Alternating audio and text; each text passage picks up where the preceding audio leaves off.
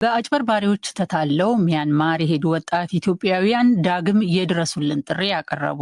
አስከፊ ሁኔታ ላይ እንደሚገኙ ለዶይቼ ቬለ የተናገሩት እነዚሁ ኢትዮጵያውያን ዳግም የማጭበርበር ወንጀል ሰለባ እንሆናለን የሚል ተጨባጭ ስጋት ላይ ወድቀናል እያሉም ነው። ምስራቅ ኮንጎ የሚንቀሳቀሰው ኤም23 የተባለው አማጺ ቡድን ከስልታዊቷ ከተማ ዋሊካሌ ለቆ መውጣቱ ተሰማ። ቡድኑ ከተማይቱን ለቆ የወጣው የኮንጎ መንግስትና ኤም23 የመጀመሪያውን ቀጥታ ንግግር ዶሃ ውስጥ የፊታችን ረቡዕ ከማካሄዳቸው አስቀድሞ መሆኑ ነው። ቤጂንግ ለዩናይትድ ስቴትስ ታሪፍ ያጸፋ ምላሽ ሰጠች። ቻይና ከዩናይትድ ስቴትስ ወደ ሀገሯ በሚገቡ እቃዎች ላይ ተጨማሪ የ34 በመቶ ታሪፍ መጣሏን ዛሬ አስታውቃለች። ዜናው በዝርዝር።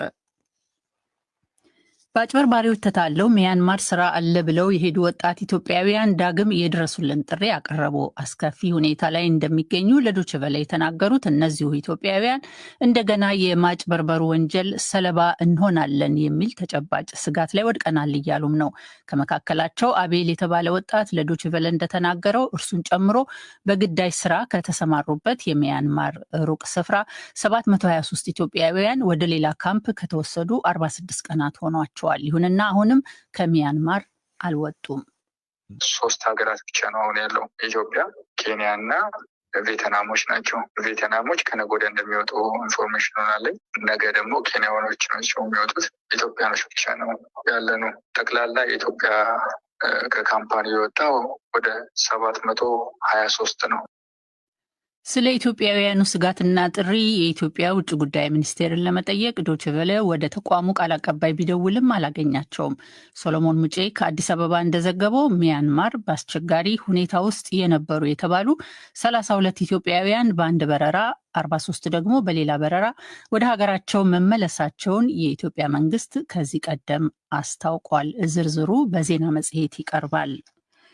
ደቡብ ሱዳንን በመጎብኘት ላይ ያሉት የዩጋንዳው ፕሬዝዳንት ዮዌሪ ሙሴቬኒ ዛሬ በሁለተኛ ቀን የጁባ ቆይታቸው ከሀገሪቱ ባለስልጣናት ጋር ይነጋገራሉ ተብሎ እየተጠበቀ ነው። በጎርጎሮሳዊ 2018 ዓ.ም የተፈረመው የደቡብ ሱዳን የሰላም ስምምነት አሸማጋይ ሙሴቬኒ ከደቡብ ሱዳን ፕሬዝዳንት ሳልቫኪር ጋር ትናንት ዝግ ውይይት ማካሄዳቸውን አሶሲየትድ ፕሬስ ዘግቧል። የደቡብ ሱዳን ውጭ ጉዳይ ሚኒስትር ማህሙድ አብዱላህ ጎክ እንደተናገሩት የሀገሪቱ መሪዎች የሰላም ስምምነቱን ተግባራዊ ለማድረግ ቁርጠኛ መሆናቸውን ለሙሴቬኒ አረጋግጠውላቸዋል። ሙሴቬኒ ጁባ ከመሄዳቸው አስቀድሞ በቅርቡ የመንግስት ወታደሮችና የተቃዋሚዎች አጋር በተባሉ ታጣቂ ቡድኖች መካከል ግጭት ከተነሳ በኋላ የሱዳን የፖለቲካ ሁኔታ አሳሳቢ ደረጃ ላይ ይገኛል። በተለይ ዋነኛው የሀገሪቱ ተቃዋሚ ፓርቲ መሪ ምክትል ፕሬዚዳንት ሪክ ማቻር በቁም እስር ላይ እንዲቆዩ ከተደረገ በኋላ በሀገሪቱ አዲስ ጦርነት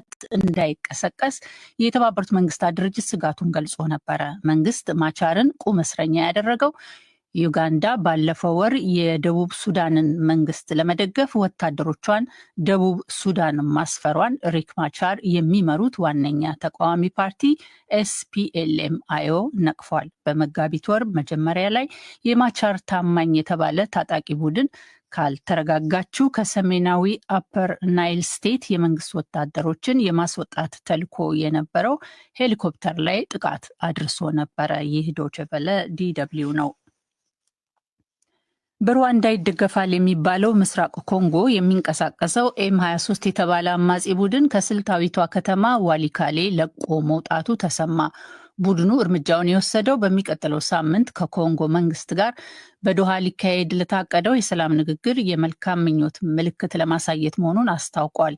የኮንጎ መንግስትና ኤም23 የመጀመሪያውን ቀጥታ ንግግር ዶሃ ውስጥ የፊታችን ረቡዕ እንደሚያካሂዱ ሮይተርስ የዜና ወኪል የሁለቱንም ወገኖች ምንጮች ጠቅሶ ዘግቧል። 4 የምስራቅ ኮንጎ ክፍለ ግዛቶችን የሚያገናኝ መንገድ ላይ የምትገኘው ዋሊካሌ በማዕድናት የበለጸገች ናት። ኤም23 ከተማይቱን ለቆ እንደሚወጣ ባለፈው ወር ቃል ቢገባም የኮንጎ መንግስት ቃል የገባውን ባለማድረጉና የድሮን ጥቃቶችንም ባለማቆሙ ሳያደርገው ቀርቶ ነበረ።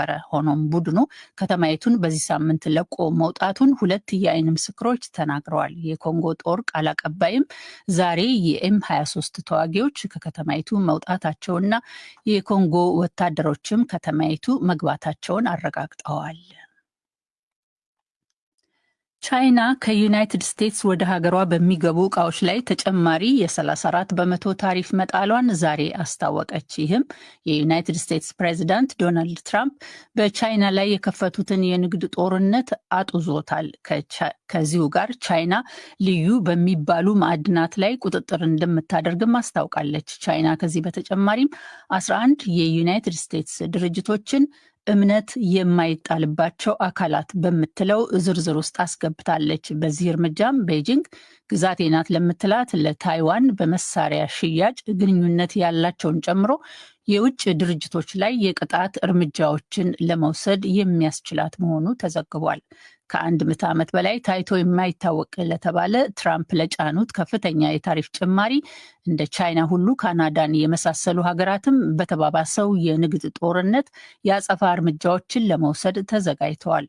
በትራምፕ የታሪፍ ጭማሪ ሰበብ የዓለም የፋይናንስ ገበያ እጅግ አሽቆልቁሏል። ትራምፕ በዚህ ሳምንት ረቡዕ የፕሬዝዳንታዊ የአደጋ ጊዜ ስልጣንን ተጠቅመው የንግድ ጦርነት እንደማወጅ የተቆጠረውን ከፍተኛ የገቢ ቀረጥ በ185 ሀገራት ላይ ነው የጣሉት። ፕሬዝዳንቱ በቻይና ላይ 34 በመቶ አዲስ ቀረጥ ነው የጫኑት።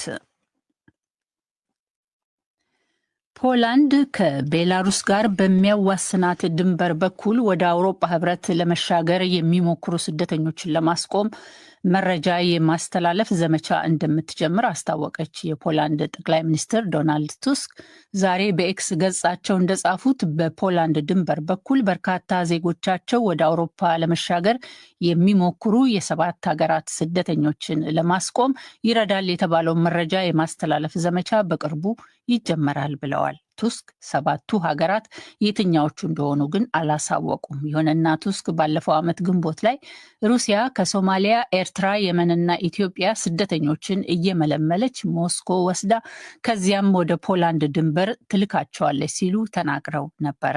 እሳቸው ሩሲያና ቤላሩስ ተቀናጅተው የሚያካሂዱት ያሉት ዘመቻ በምስራቃዊ ድንበራቸው ላይ የስደተኞች ጫና ፈጥሯል። ሀሳቡም አካባቢውን ማናጋት ነው ብለዋል።